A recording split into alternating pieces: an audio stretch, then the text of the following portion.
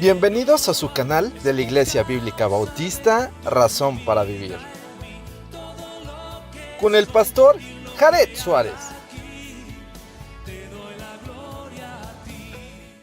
Bienvenidos a su canal de la Iglesia Bíblica Bautista, Razón para Vivir. Hoy seguimos con nuestro estudio en la carta a los Efesios. Y vamos a iniciar en el capítulo 2, el verso 15, al final del capítulo, el versículo 22. Vamos entonces a leerlo y ponemos este tiempo en manos de nuestro Dios.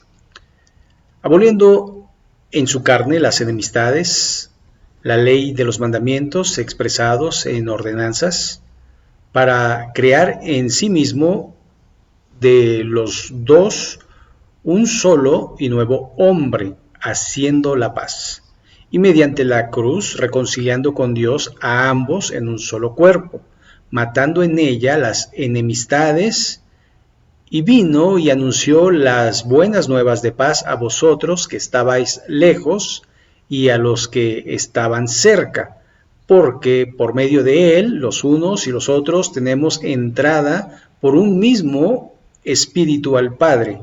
Así que ya no sois extranjeros ni advenedizos, sino conciudadanos de los santos y miembros de la familia de Dios, edificados sobre el fundamento de los apóstoles y profetas, siendo la principal piedra del ángulo Jesucristo mismo, en quien todo el edificio bien coordinado va creciendo para ser un templo santo en el Señor, en quien vosotros también sois juntamente edificados para morada de Dios en el Espíritu.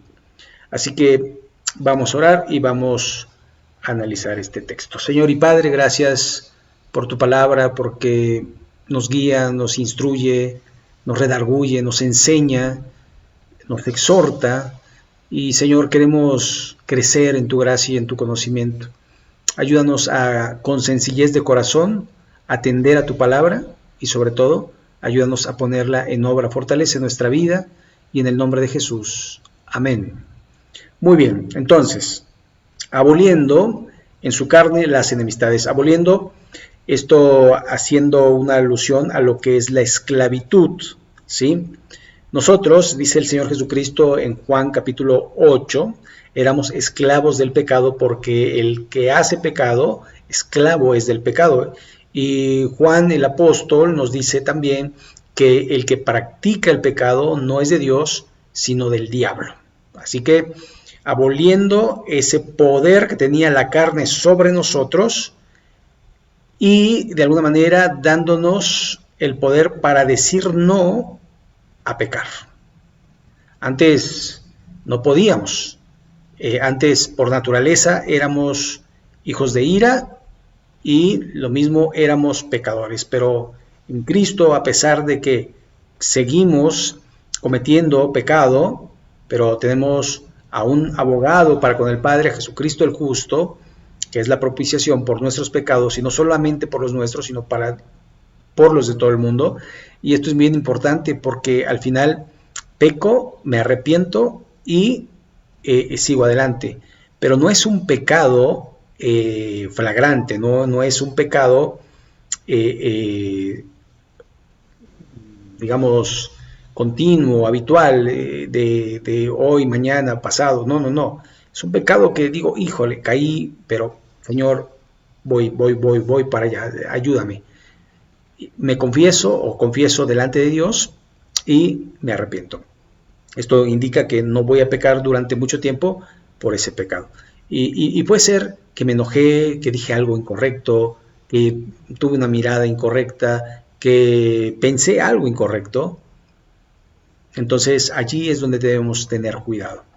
Entonces él dice que abolió en su carne, en la carne de él, las enemistades, la ley de los mandamientos expresados en ordenanzas, para crear en sí mismo el propósito, los dos, es decir, Israel y los gentiles, de lo que veníamos hablando la semana pasada, dice, un solo y nuevo hombre, haciendo la paz mediante la cruz, reconciliar con Dios a ambos con un solo cuerpo. Entonces, el sacrificio de Cristo es para judíos y gentiles.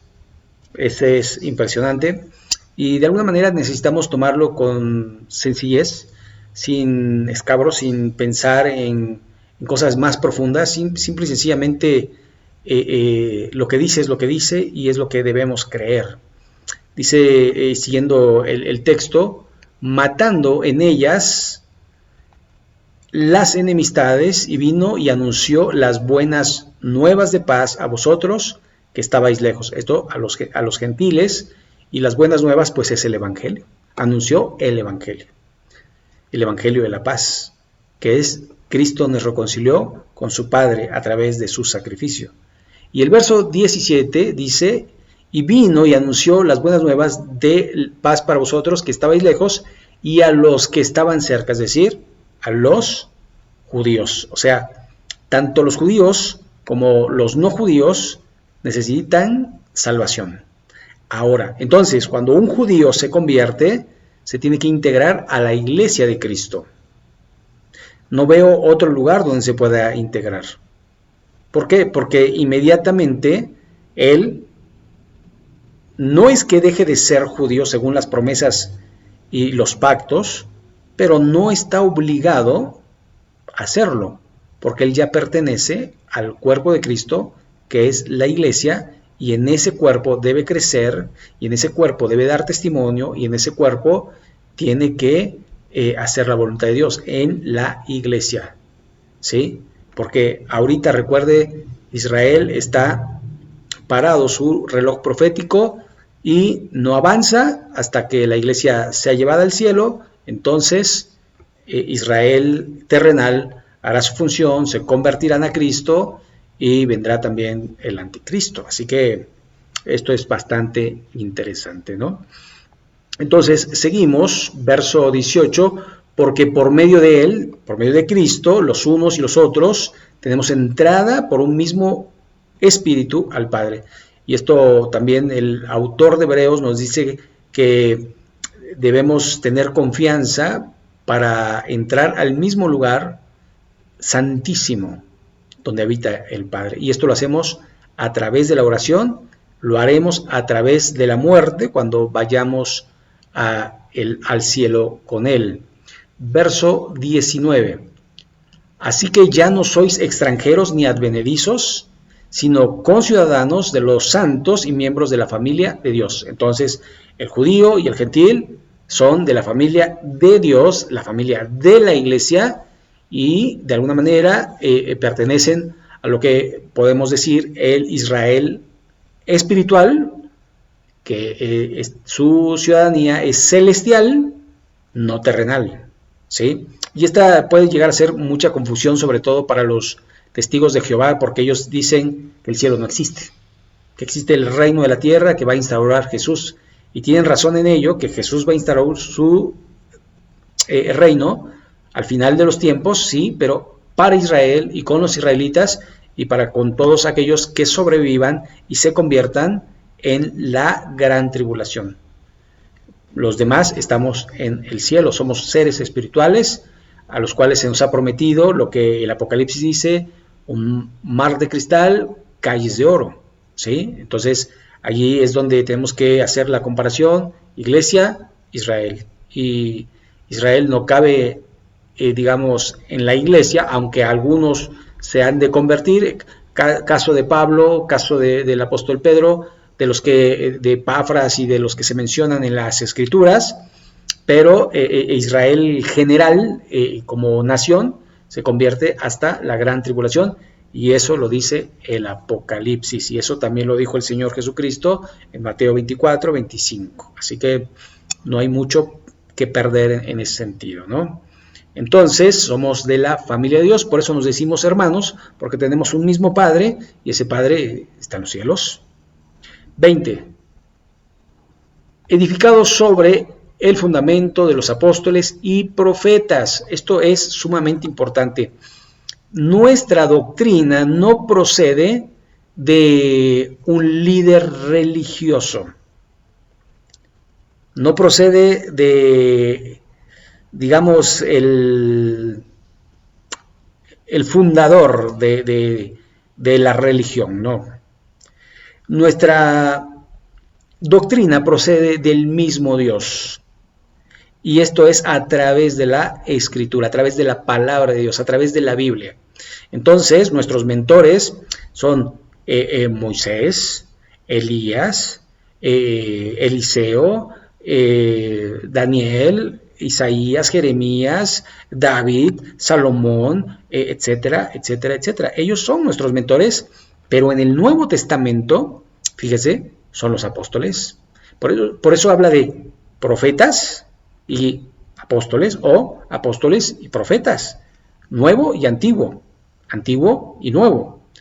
No es que yo recibí una revelación, es que Dios me dijo en sueños, es que me encontré un ángel y el ángel me dijo que haga esto y aquello.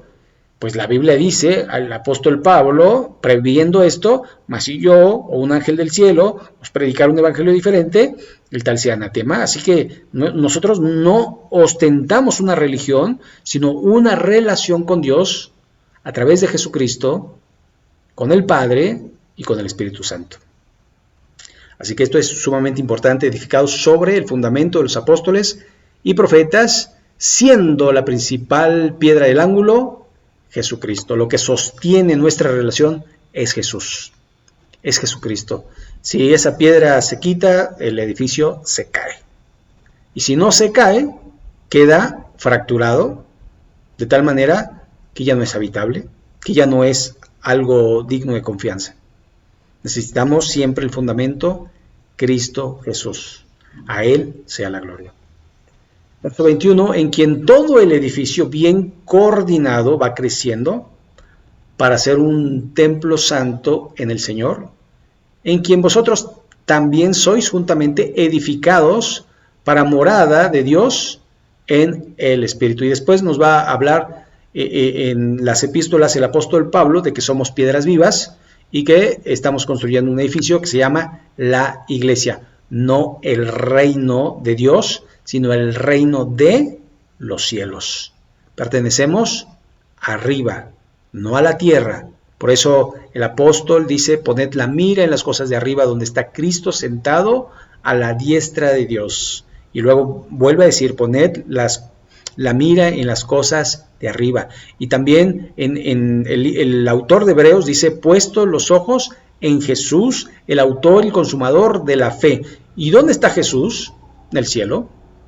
Porque la Biblia dice que Cristo está sentado a la diestra de Dios en el cielo, en su trono. Así que de alguna manera nosotros vamos buscando que la Biblia vaya rigiendo nuestra vida. Por eso la Biblia es nuestro manual de conducta, es nuestra regla de vida, es de alguna forma el mandamiento que nosotros queremos y debemos poner en obra, cumplirlo. Así que pidamos a Dios que nos ayude a crecer en su gracia para su gloria y para su honra. Hasta aquí vamos a dejar el tema de hoy. Muchas gracias por ver el video, por darle like, por compartirlo y si no se ha suscrito, suscríbase. Que Dios le bendiga. Nos vemos en el próximo video. Gracias y muchas bendiciones.